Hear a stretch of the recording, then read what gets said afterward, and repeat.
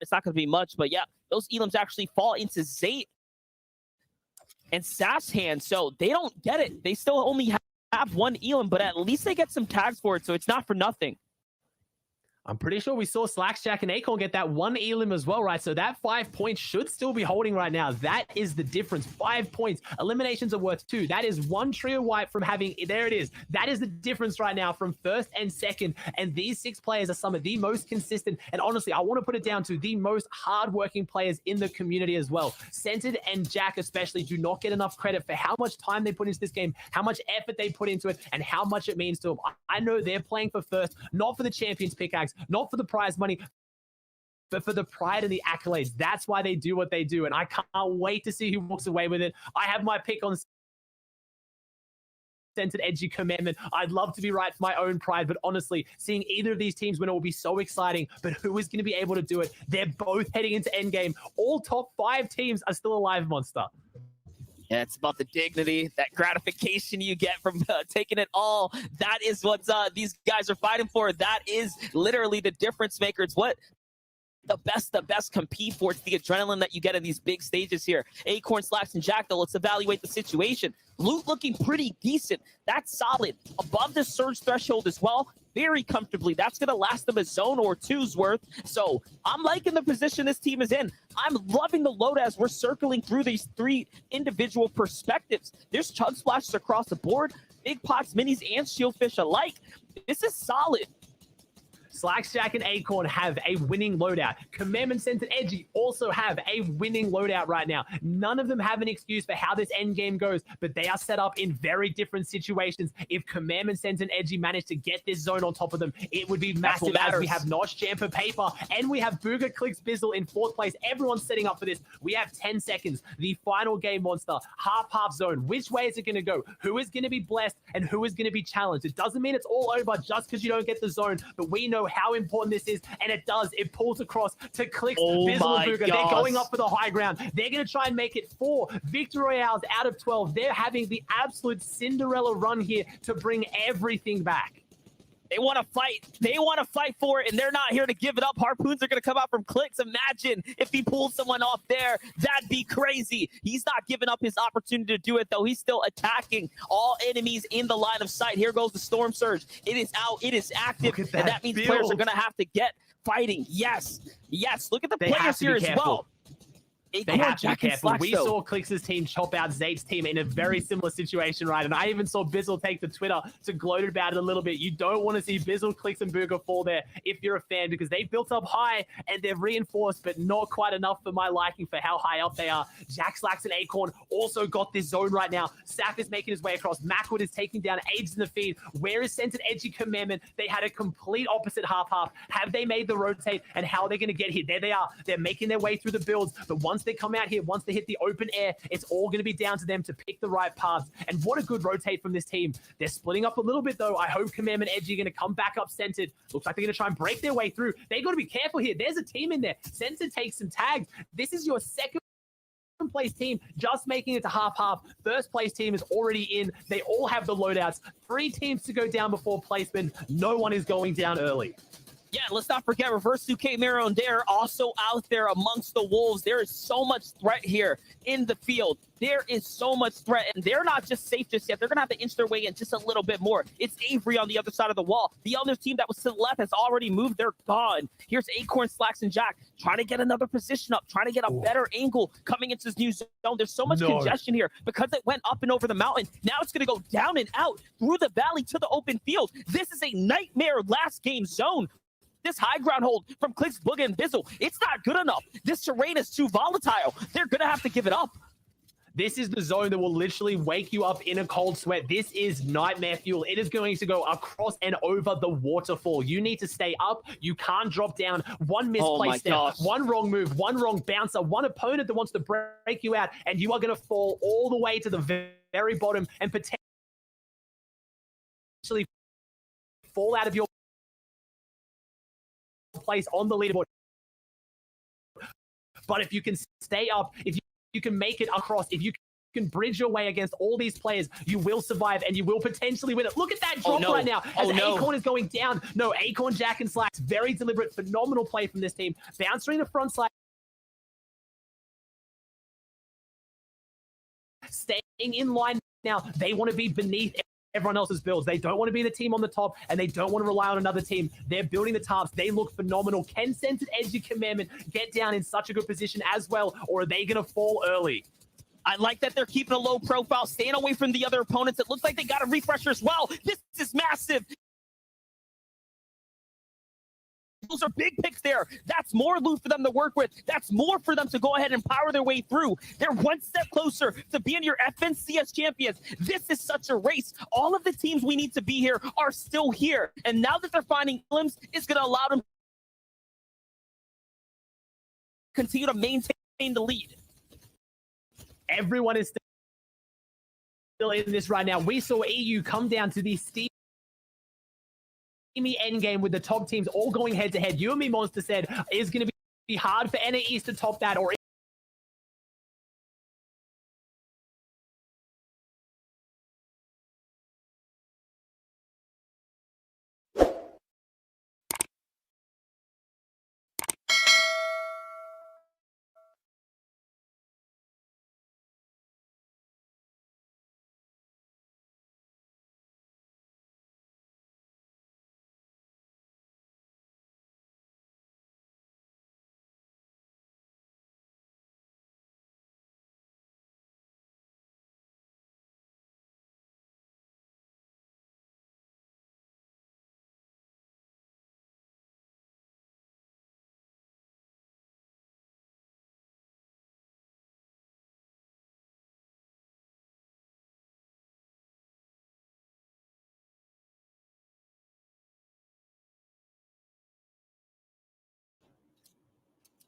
Mano, mas é bizarro você pensar que, tipo, o cara tem mais grana do que vários países juntos, né, mano?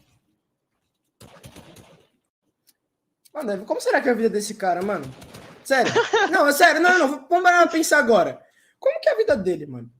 Tipo, como eu que tenho é? dinheiro, foda-se. Não, tá, o cara tem dinheiro, mas, tipo assim, qual que é a ambição que ele tem, velho? A gente fica cada vez mais rico, é isso? Tipo, Ô, Black, lembra que com o Márcio você falava, tô no animo, foda-se? Imagina esse cara, só o da Amazon, foda-se. Não, parça, mas é que Mas a assim... fita é que o cara Não, trampa, velho. mas aí que tá, Assim, você tem mano. 1 trilhão na porra do banco.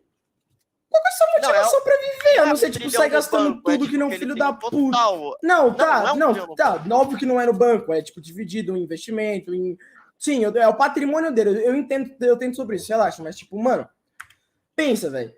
A ambição do cara é fazer história, mano. É, tipo, literalmente, acho que o cara vive... Nada, mano. O cara literalmente vive pra fazer história, porque, tipo, mano, o cara acorda e, tipo, qual a preocupação dele quando ele acorda?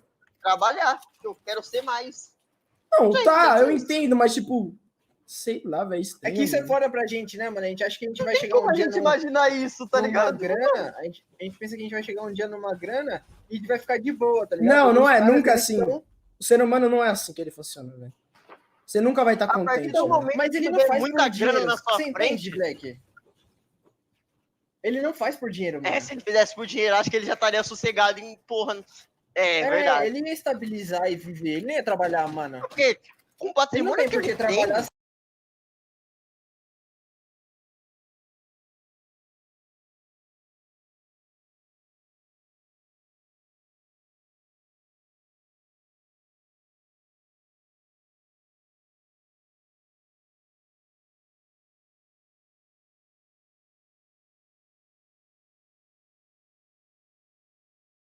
Todo mundo.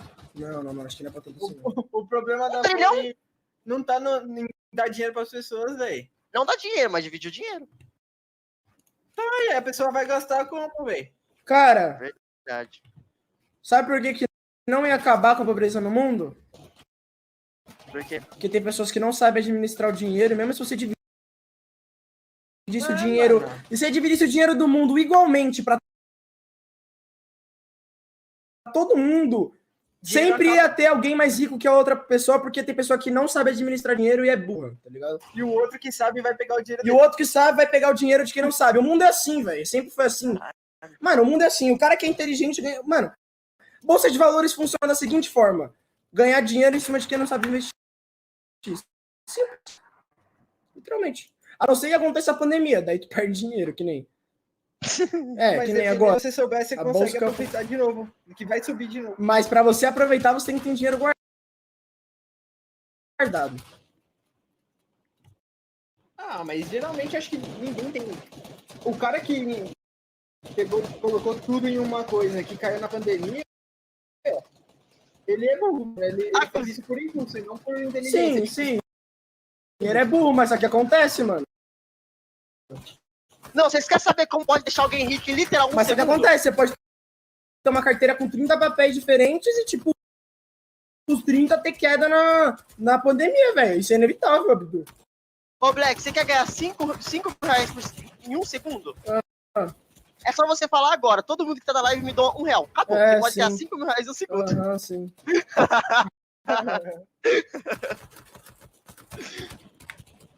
Não, mas acho que você chapou no que você falou, Abdu. Não, mano, mas se você pensar, um cara que estuda, ele diversifica... Mano, mas o cara que estuda e diversifica, ele não consegue dar prediction numa pandemia, irmão. Então, mas, mano, tem áreas...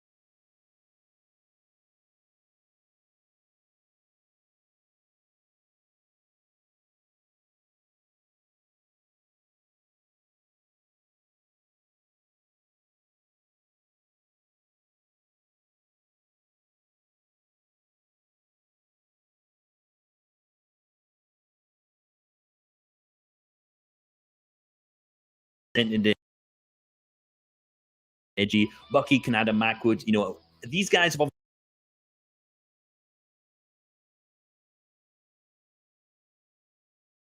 performed, but our first place slot, Slacks, Acorn, and Jack, I feel like visually watching them, you may not perceive them to be playing as well as they were because, they weren't popping off with massive elimination games coming into today as much, but listen to the placements. 4th, 10th, 3rd, 4th from their last 6 games today. Like one absolutely incredible consistent placement. And as we all know, once you hit that top 3, that's when those big placement points kick in. So playing the format incredibly. So despite the fact that, they weren't getting as many eliminations as, Day's team, for example, we already saw them pick off massive amount of eliminations in day 1. They're just sheer incredible consistency coming out of Slacks, Acorn, and Jack. Blew it away. 4-point lead. Couldn't have been closer almost. Listen, we talked about them every single weekend of this qualifiers, every single time in their heat, and we gave them so much respect. And I feel like in the finals, we were almost maybe a little tired. I thought we were like, we keep hyping these guys up and they're not winning. And they flew on their radar. We're talking about all these other trios, and then they came out, they played these 12 games. They got the best average placement out of anybody. They ended with 6.83 average placement. The second best average placement was 9. So they averaged 2 places better. Like, they played out of their minds. Congratulations to them, because I really do think that they deserve it. They played absolutely incredible. It is absolutely amazing. Thank you, Fortnite fam, so much. Once again, congratulations to our new Trios champions. You want more Fortnite action? We'll make sure to stick around, because don't forget, we got NA West. We got another Trios champions to crown. Fortnite fam, we love you. Follow these incredible humans. We'll see you guys next season. As always, we'll see you guys on the battle bus. Beep, beep. This is Agent Jones requesting access to restricted file 8752. This is Agent Jones requesting access to restricted file 8752. Oh, really? No time to stabilize reality, but plenty of time to revoke my credentials. This is Agent Jones requesting access to all materials related to the 7. Oh, great! If you're not going to give me what I need, I'm just going to have to take it.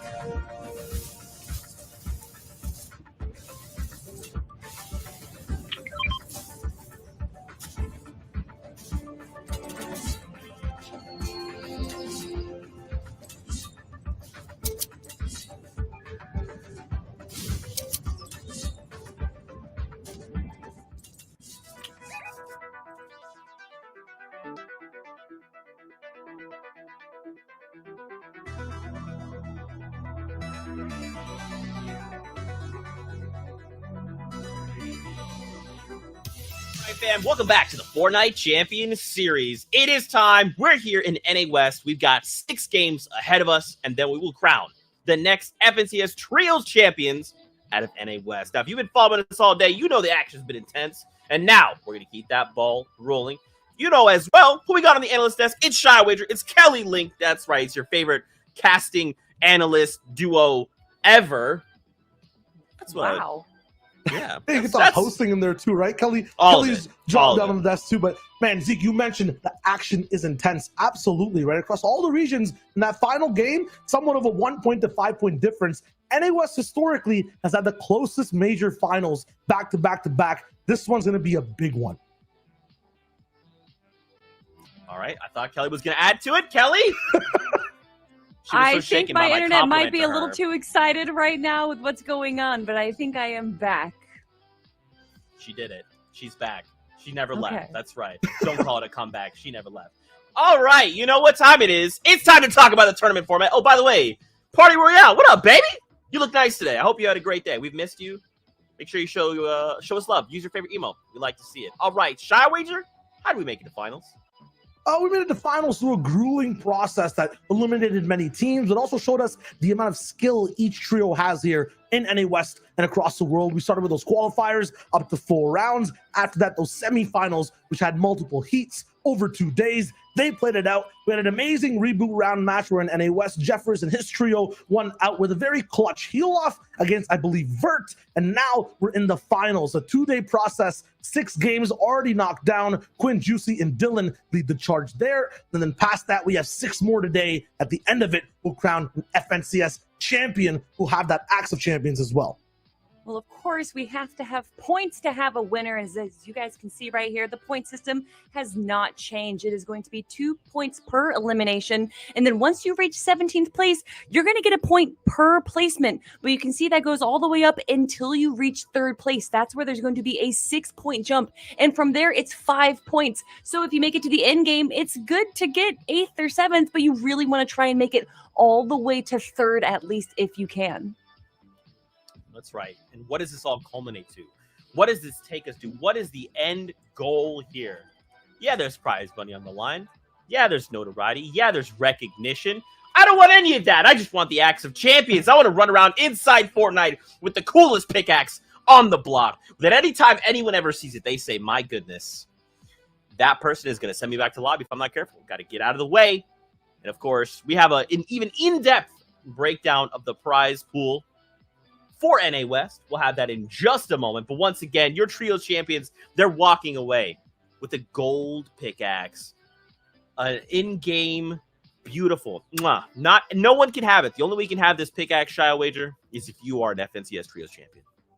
Yep, and you can also get $75,000 for being the champion too. Ooh. Also, that extra rule added in for this FNCS. The top 3 make it out and qualify for the next finals for the FNCS, which is huge.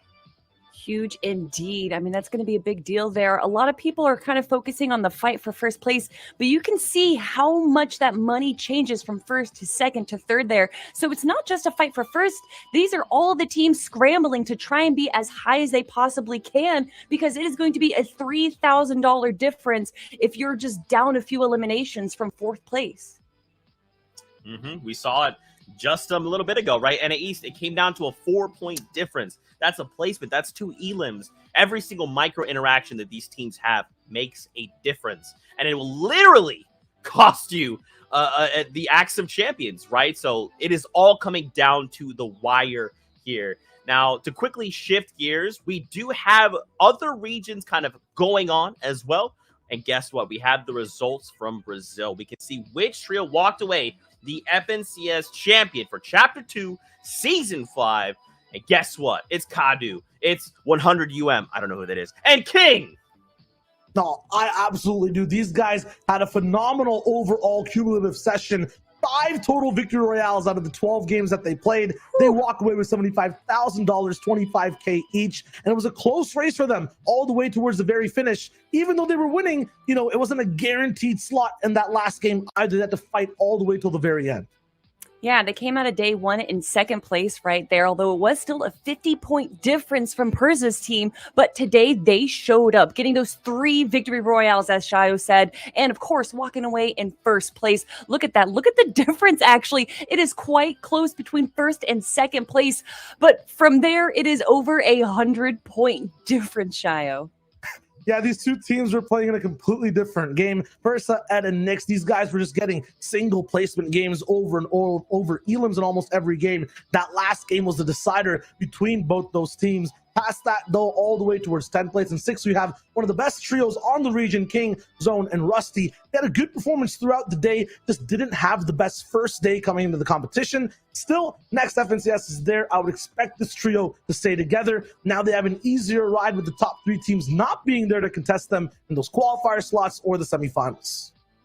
Yeah, I kind of expect a lot of these teams to stick together, not just because of the rules that have been set into place with the FNCS and allowing the top 3 teams to move forward, but also those special tournaments that's going to be happening with the teams that are just sticking together and proving what it means to have longevity in the scene.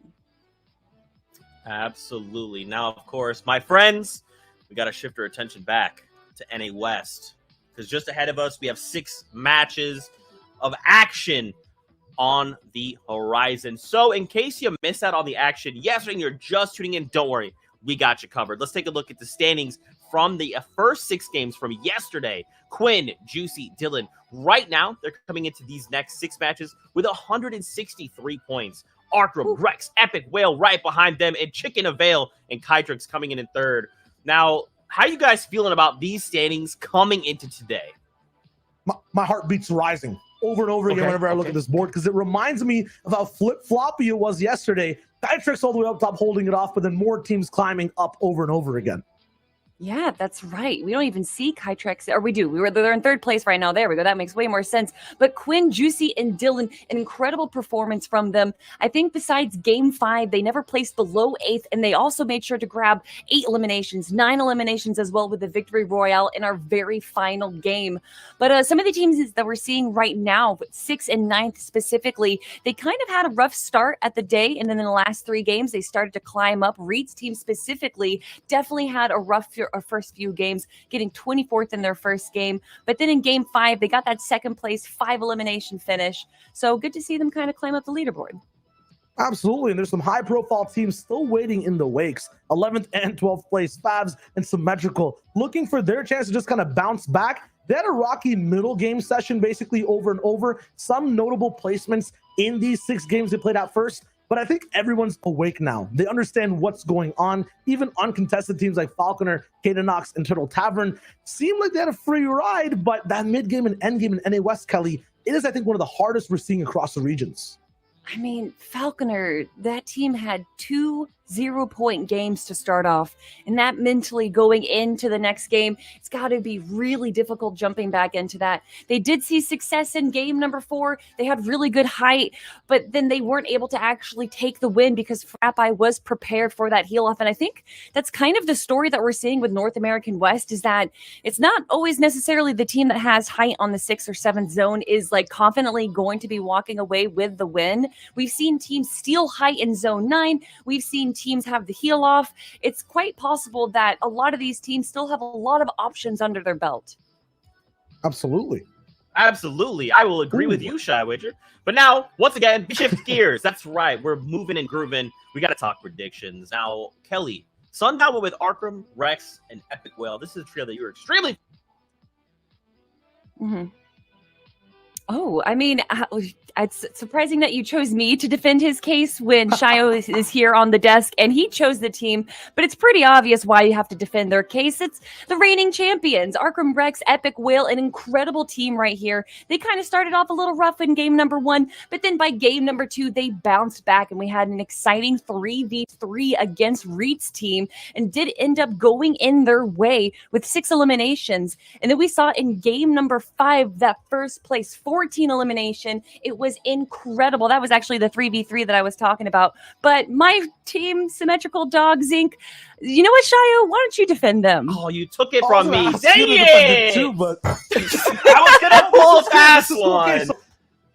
Symmetrical, Dog, and Zinc. This is actually really interesting. This is nice. So for these guys, they had such a dominant performance in their heat specifically. I don't think they triumphed all the way up top on it, but they just looked so good just in general overall on the day. Even if they did, though, regardless of that, Kelly wanted to predict this trio that day, didn't get to do it. So this is kind of like, you know, her following her heart and at the same time following stats, because this is one of the best trios on the region, on the server. If there's anyone that can upset the top team, you have to take your pick. Symmetrical is a good option. They're used to these stacked games. They have a very methodical type play style, which doesn't really require high ground every single game. So I feel like this is a good pick from her. At the same time, you're up against Titans who win back to back to back. So they are a few pages behind right now, but I believe they can come back on day 2. I feel like Symmetrical, the reason why I chose Symmetrical is the reason why Quinn, Juicy, and Dylan are doing so well right now. They aren't having these crazy blowout 14 elimination games, but they're playing smart every time that they make into the end game, and they do that every time. Like I said, they had one game yesterday, and I believe it was game 5, where they went out in 17th place, so even then they still got at least 1 point, but they're making it to the end game every single time, Shio. How are they able to do that? Is that because they're landing steamy stacks uncontested? It's because they have a certain type of fuel, basically, that is that uncontested, but at the same time, like, I don't know, activeness in an early performance in a tournament, right? They're really good out the gate. When it comes to fixing mistakes, I feel like sometimes they repeat the same patterns. So for day 2, Kelly, is that an issue when you have to VOD review and try to find those mistakes, you know, for the second day? Oh, yeah. I'm sure a lot of these teams right here, especially a team like Quinn's team, who is in first place right now, has done a bunch of VOD reviewing, especially when you saw Arkram slowly start to climb up the ranks. I'm sure a lot of these newer teams were feeling a bit more confident seeing that Arkram's team was starting below, but now that he's in second place, they're probably feeling a little bit nervous, but I'm sure those nerves are going to be going away right now as we jump into game number 7 of our finals. So let's head on over to our casters. It's Cam and Clay. Thank you so much, Kelly, Shio, and Zeke, and welcome, ladies and gentlemen, boys and girls, Jonesies, Bonesies, he's, she's, theys, thems, and everyone in between. It is the finals, the last 6 matches here in NA West. We have already seen 6 other trios be crowned the FNCS champions, get that Axe of Champions, and we will now be calling the last 6 matches. My name's Sundown, joined by the fantastic, as always, Clay Stelling. And Clay, what are you keeping an eye on today, man? You know, I got to keep my eye on Kelly's prediction of Symmetrical. She is coming in, and she is confident that they are going to do well. And while I'm confident in our prediction, I definitely think she's been right about a couple of these, so we got to keep our eyes on them. But overall, I'm just really excited to see if the action can step it up. Every region, it seems like we've broadcasted, has just ramped up in terms of intensity. And now we're in West. Anything can happen, and I want anything to happen. I mean, across the board, if you look at almost every single region, it's nearly come down to the top 2 or top 3 teams battling it out in the final game. It happened down in OCE. It happened in Asia. It happened in Middle East. We saw it in EU. We saw it in NA. We got a little peek down in Brazil where it was quite literally down to that last match. I mean, hopefully we'll see the same amount of tension rising here in NA West. Now, as a viewer, if you are just tuning in for the first time, particularly if you're in Party Royale, first of all, welcome. You're probably wondering, well, Sundown, what do I care about today? Well, first of all, it's that number 1 spot. Whoever will walk away gets the top amount of prize money in the region. They get that Axe of Champions for the entirety of the next season until they are unseated next FNCS, as well as all the notoriety that ends up coming with it. On top of that, the teams in the top 3 will advance all the way through to the finals for next FNCS. So we're going to want to keep a line kind of on that top 3 line. And then once you get into the top 10, each individual placement is a bump in prizing as well. So we want to keep an eye on who's able to kind of shift their way up the leaderboard between those monumentous individual efforts we've seen. There's a lot of money on the line as well. It is no small feat to be able to make it here. And so a big amount on the line for these trios, especially that first place. And you talked about the auto qualification into next FNCS finals is so huge. You do not have to worry about playing through qualifiers or even the semifinals. You are automatically there in that finals. So insane ramifications. And we saw over in NA East, the last game had such huge ramifications, not only for first and second, but third place came down so close. And it's always just the difference of a couple of eliminations here or there, particularly with eliminations being worth 2 points. Those top 3 being such big placement values. Anything can happen in the final 6 matches. Anything will happen. Enough from us. They're on the bus. They're hopping off, and so are we. Let's get into match number 1 here on day 2. Match 7 overall in Clay. I got goosebumps right now, man. The games have been just amazing. There's been so much fantastic Fortnite played, and we are just now getting into the final leg of it. I got them as well. Excited to see what NA West does this time around to bring us the insane action. We know they can. My eyes right there, Sweaty Sands. That's our second place team, the middle of the map near the butter barn. That's our first place team, dropping right in the middle. Such great rotations there for them coming out of. And actually, sorry, that's my third place team. My apologies, Kytrix and company. But they were our first place team for a while yesterday. They were our first place team for a while, winning match number 1 and match number 2, though not necessarily racking up the most amount of eliminations. So they didn't always have the strongest of point leads, and then dropping early in a couple of games really then set them back, currently sitting in third place with 145 points coming into the day. But we've talked about every little piece matters. So potentially with Victory Royales being that number 1 tiebreaker, they know they already have that in the back pocket right now with 2. So you see our number 1 team right now, TSG, Dylan, Extra Quinn, and Juicy over at Steamy Stacks, and nary another trio in sight. One of the few times I feel like we've seen Steamy Stacks in this finals not be contested. We do see a good amount of eliminations come through. 6 total players being eliminated there. 2 full trios going down early. And I do like for Quinn, Dylan, and Juicy that Steamy Stacks is uncontested, but that does pose an issue of where they're going to get their Storm Surge tags. And we've seen them do so well at getting those into the mid and early games. You can see, keep an eye on that top left temple, taking down Ordep as well. They've really struggled to kind of find a drop spot, initially dropping down kind of in that southeast corner by Camp Cod, but switching up a number of times. However, always seeming to find contention, and yet another tough start for them here in match number 7. We're going to swing around to take a look at the so-called favorites of the region, currently sitting in second place. 100 Thieves, Arkham, Energies, Epic Whale, and 100 Thieves Rex, a sandwich of fantastic players being able to put together results across basically every format, most recently winning their own tournament there, the Epic Whale Cup, where they said everybody else was playing for second, and it ended up being true, and currently that is their spot on the leaderboard. We'll have to see if they can go for that gold, get that first place overall. Definitely have the ability to do it. We saw them yesterday, though, struggle with Storm Surge tags, and this is sort of the same situation we saw over in EU. There's a big name trio dropping at Sweaty Sands, having trouble getting Storm Surge outside the POI because they have scared everybody else off away from it. And they haven't even necessarily scared everyone away from the POI. They've scared everyone away from even the scavenger routes near it. Players don't even dare go near the lake that's typically right there. It's a quick, easy 3-4 fishing spots. Sometimes there's a chest down there as well, but players generally won't even touch it, knowing that if one of them drops near it, all 3 will come riding over the hills to just be their savior. And then effectively, you don't want to be in an early game fight against them. As we're getting a tour of our current top 3, we talked about them a bit on board here with Select, Avail, Kytrex, and Chicken down at the Butter Barn, making sure they utilize those slurp barrels very efficiently, stacked on top of each other, which is what you like to see. Allows them to use excess heals kind of in the late game, and part of the reason why they've had a little bit more success, as well as landing centrally on the map. It's such a huge boon for them. It is, and also at the hands of Chicken sniper eliminations.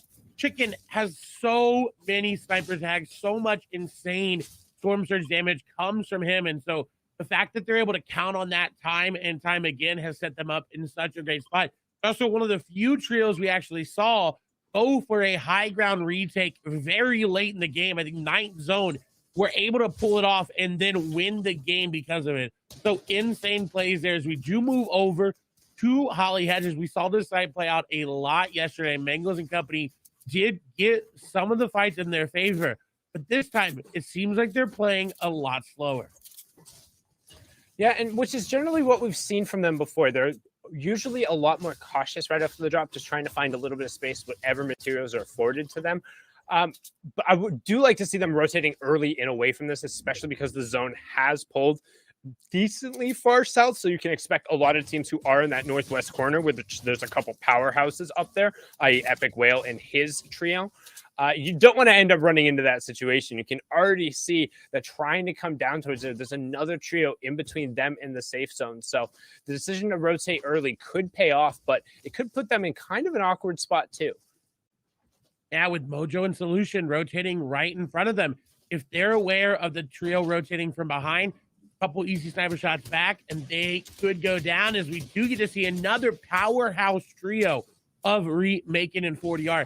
Did not have the best start to yesterday, but came back in the last couple of games.